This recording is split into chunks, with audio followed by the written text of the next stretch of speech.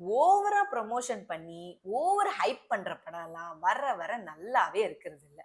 அப்படிதான் நான் இன்னைக்கு இருக்கும்னு நெனச்சு போய் பார்த்த படம் தான் தாய் கிழவி படம். ப்ரமோஷனுக்கு வர்த்து வருமா வர்த்துன்ற மாதிரி படத்த செய் செய் செய்ன்னு செஞ்சு வச்சிருக்காங்க.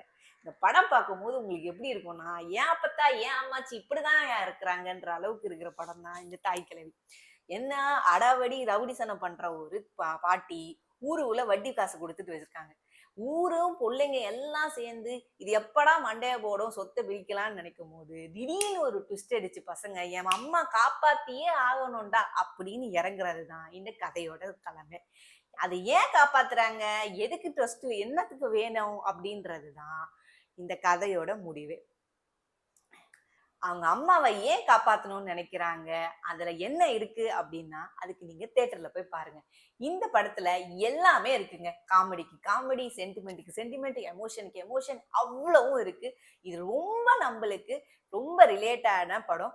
ரொம்ப ஃபேமிலி என்டர்டைன்மெண்டான படம். எல்லாரும் மறக்காம போய் தியேட்டர்ல பார்த்து என்ஜாய் பண்ண வேண்டிய படமா தான் இந்த வாரத்துக்கான தாய் கிழவி இருக்கு.